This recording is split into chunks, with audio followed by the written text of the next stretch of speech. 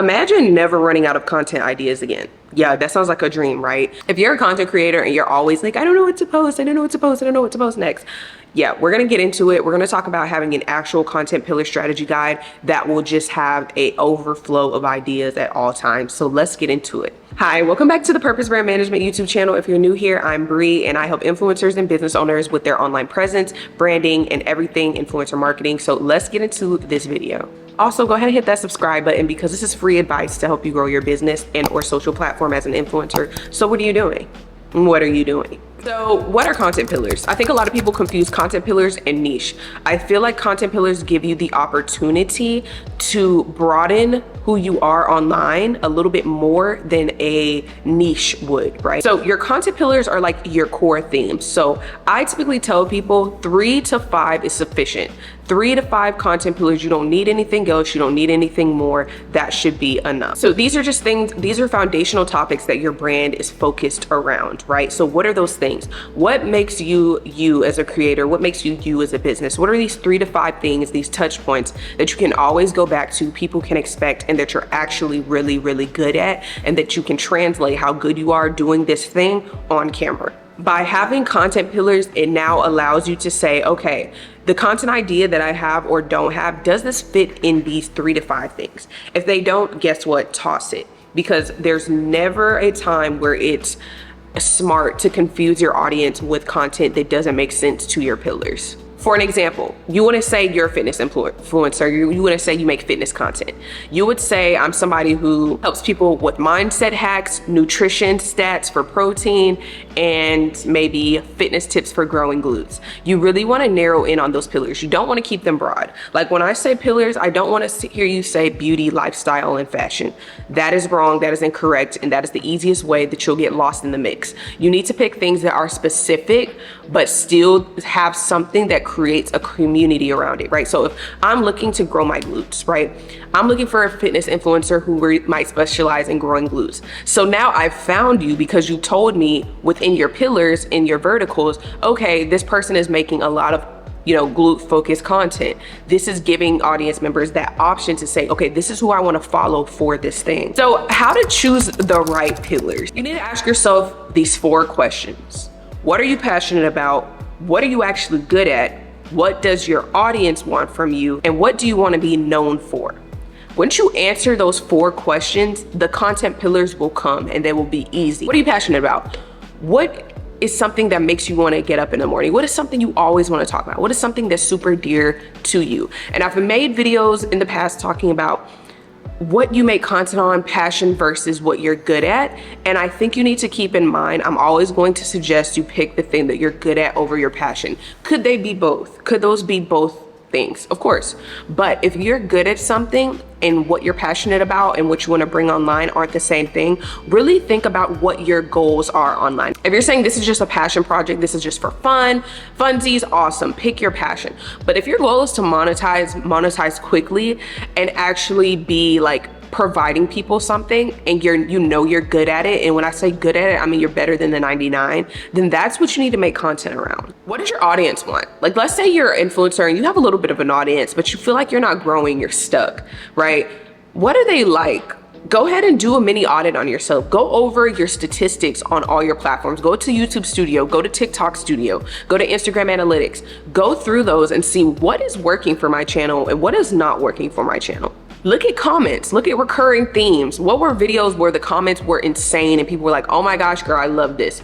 Go back to your roots. Sometimes a lot of people, what I find, especially influencers who are a little bit more established and have been making content for a long time, they get in this rut of trying to continue to do the same thing, or they veer off from their actual core values, from their actual pillars. And it hurts them in turn because the people are like, wait, we followed you for X and now we're not getting X. So you have to be mindful about what does the audience want? You need to consider them when you're making content. And then of course, what do you want to be known for? I think that's the biggest driving factor for my own channels. Like, what do I want to be known for? And I want to be known for that go-to person for other women of color that they can rely on. This person knows branding. This person knows influencer marketing. We can trust her. Like, I want to be that go-to person. When they have questions about that, I want them to come to me. I want to be that person, right? So I know what I want to be known for. You need to pick something that you know, okay, this is what I want to be known for. I want to be that girl on the internet that everyone just feels like, okay, they can relate to. I'm that little girly pop in the internet that's just weird, different, whatever you want your thing to be. Really think about that and don't spend like 20 minutes on it. Really sit down, take a few days, weeks even, because this has taken me weeks, months, years to really think about, what do I want to offer online? What do I want to provide to people? What do I want to be known for? What do I want my legacy to be in 10 years? You get what I'm saying? And I know that's a lot of questions for just a social media platform, but it's necessary. So definitely ask yourself that question. All right, so step 3, execution, planning the content around your pillars. With every topic, you're gonna brainstorm subtopics. So let's go back to my fitness influencer example. So let's say you have someone who's focusing on glute exercises. Maybe a subtopic could be no weight glute exercises. So this could help people potentially who don't have access to the gym, who don't like using heavy weights. This is something they can do with no weight. Maybe another subtopic could be, you know, a glute bridges reel or a glute bridges like series, you know, to help people lift heavier on their glute bridges, show them correct form, all these things. So you're gonna have, I love to call it like an umbrella and like almost like a triangle, right? You're starting with these content pillars, but now you're picking and pulling the littlest things out of these pillars to make sub pillars or like subtopics, right?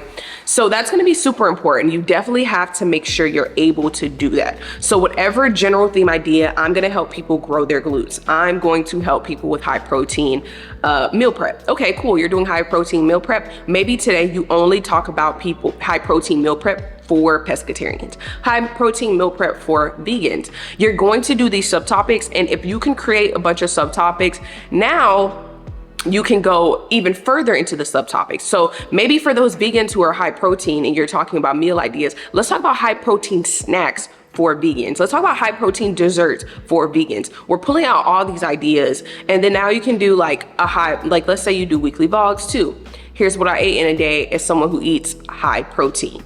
Here's what someone would eat in a day as someone who eats high protein and they are vegan. There's so many ways that you can pull subtopics out of your content pillars. Bleed them, squeeze them. Think of your content pillars as like those things on cows, and you're squeezing to get the milk out. You're milking out every single subtopic that you can possibly think of. And of course, make sure you're batch creating. I feel like it's easier said than done, but that will also help you be able to create multiple topics, create multiple pieces of content in one setting.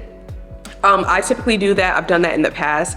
I don't always like it for dependent on the idea and the topic, but you have to be the deciding factor of, okay, am I going to batch create all in one day? Am I going to record every day? Base that off of your discipline level. If you know you're not going to record every day, babe, go ahead and batch some content because you know you're not going to record every day. So go ahead and get that out your mind. Most people think that they can do more than they actually can. So let's really be mindful of what could you actually produce daily and how can you sustain this. 4, stay consistent but flexible. Like, content pillars are not a cage. Like, I think people think that they are super boxed in when it comes to content pillars, and that is not the case. That's why I like content pillars over a niche, quote unquote. Content pillars allow you to make just so much content in those areas. Like, and that's for the people. Content pillars are really for my people because, you know, I'm a fan of the hyper niche movement right now, like really hyper niching and focusing on this one thing. But if you're somebody who, which I get a lot of the time, especially people in beauty, lifestyle, and fashion, they want to do all these things, and I tell them they have to. If they're not going to hyper niche, you at least have to do content pillars, but it is not a cage. Just as you grow to the content pillars, right? So let's say, like, okay, you are the person that everyone goes to for glutes, right? You're giving us glute information. Maybe you try a few workout classes in the future after you're done, like you get tired of doing like the weighted exercises and your booty is just sitting. Maybe you can now give us some maintenance tips, right? Maybe now you can try some classes that are focused on the lower half of the body, right? There are ways that you can evolve the content while still having this North Star, right? Still having this focal point that people can refer back to. So the content does not have to stay stagnant. The great thing about pillars is that they can evolve, right? As you grow, as you do these things, like let's say, for example, let's use mommy content. how to care for a newborn. Maybe you specifically make newborn content. Obviously that's going to evolve, and the people following you, they're going to evolve too, because if they're looking for newborn content, guess what? They're eventually going to be looking for toddler content. Then they're eventually going to be looking for preteen content, right? So people will evolve with you, but you still have to keep this center of, okay, at the root, I am a mom who does X. That doesn't change based on the stages. The stages are helping you grow, but they have to have something that they can come back to. The audience needs something that they can refer back to and say, hey, this is this lady that I follow for X, right? And experiment. Like if you're in the fitness space and you're like, okay, I always do glutes, but I've noticed with doing glutes, my stomach has grown. So, maybe other people are experiencing that. So now let's talk about some ab techniques. See how those videos perform. Like, I think people feel like they're married, and I don't want to tell you that you're married to your pillars or your hyper niche. But a great rule of thumb is 80% of your profile, whether that be on Instagram, YouTube, TikTok, should be on these pillars or your hyper niche, right? Always. 20% is a great way to hop on trends and try new things. This gives you the opportunity to test some things. You may see that, oh my gosh, my audience has been growing like their stomach too on accident with the bulking of the booty, right? What can we do? Maybe they're looking for that solution too, because that's what's happening for you. So definitely experiment. I don't want you to completely experiment on the whole page, and now we're so confused when we go down the page and we have no idea what you stand for or who you are. But 20% gives you that leeway to now experiment and potentially see where some of your followers may find interest. Okay, so keep that in mind. So the next thing that I want you to do after saying all this is I want you to sit down, write down your pillars physically. Either open up like a note on your phone, write them down, write 3 pillars down. I want you to write 3 subtopics for each pillar. Then under those 3 subtopics, I want you to write 5 video ideas under each. And then under those 5, for each of those 5, I want you to write a rendition of that idea. That will give you a great starting point. And as you start posting in the comments of your videos, you will start seeing how you can evolve and what type of content you will make, because naturally people will ask questions. Naturally people will say, oh, I want to see more of this. Can I see you do this on this, right? This is just a great foundation to start, because this is evergreen content that you can always create and change situations and scenarios for, right? So hopefully you guys have a better understanding of what type of content to create so that you don't run out of ideas. This gives you a great starting point and something to always refer back to when making content.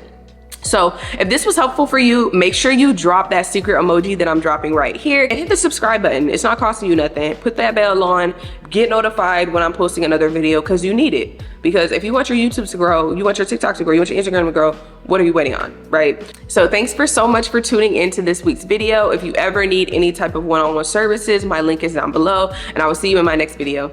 Bye guys.